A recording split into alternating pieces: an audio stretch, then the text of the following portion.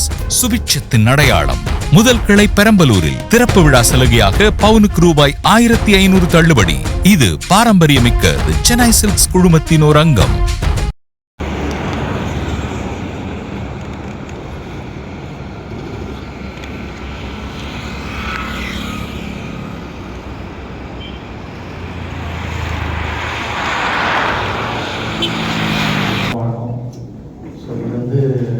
ரொம்ப மகிழ்ச்சியான தருணம் இது கொஞ்ச நாள் முன்னாடி இது ஆர்கனைஸ் பண்ணியிருக்கோம்.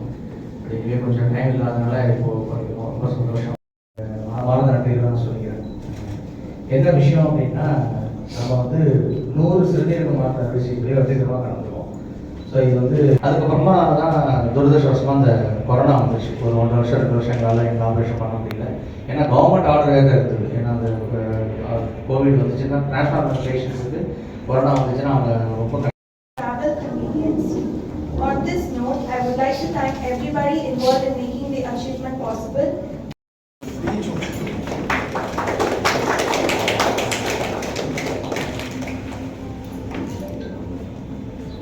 Okay. Yes. மருத்துவர் ராஜேஷ் சிறுநீரக மருத்துவராக இருக்க தனலட்சுமி ஸ்ரீனிவாசன் மெடிக்கல் காலேஜ் மருத்துவக் கல்லூரி சிறுவாச்சூரில். இந்த மீட்டிங் எதுக்காக அப்படின்னா, நாம் கிட்டத்தட்ட ஒரு 100 சிறுநீரக மாற்று அறுவை சிகிச்சை கடந்திருக்கோம். இது ஒரு மிகப்பெரிய அச்சீவ்மெண்ட் எங்களை பொறுத்த வரைக்கும். ஸோ ரொம்ப சந்தோஷமான விஷயம். இதுக்கான இந்த மேனேஜ்மெண்ட், எங்கள் சக டாக்டர்கள், மருத்துவர்கள், நோயாளிகள், அவங்களுக்கு சிறுநீரை தானம் பண்ணவங்க, அந்த ஒட்டுமொத்த டீமுக்கும் நாங்கள் நன்றி தெரிவிச்சுக்கிறோம். இது கிட்டத்தட்ட நாங்கள் டயாலிசிஸ் அப்படின்னு எடுத்துக்கிட்டோம்னா ஒரு 1600 டயாலிசிஸ் வரைக்கும் பண்ணுறோம் ஒரு மாதத்துக்கு. அதில் கிட்டத்தட்ட 180 நோயாளிகள் இருக்காங்க. டிரான்ஸ்பிளான்ட் 108 பேருக்கு பண்ணியிருக்கோம். அதில் ஒரு 12 பேர் 10 பேர்கிட்ட மூளைச்சாவு அடைஞ்சவங்கள்ட்ட கிட்னி வாங்கிட்டவங்க.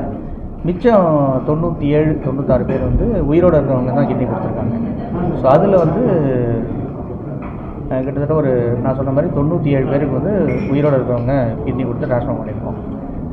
இதில் முக்கியமான விஷயம் என்ன அப்படின்னா, அது ஒரு விழிப்புணர்வுக்காக தான் நம்ம மீட்டிங் மெயினாக க்ரியேட் பண்ணியிருக்கோம்.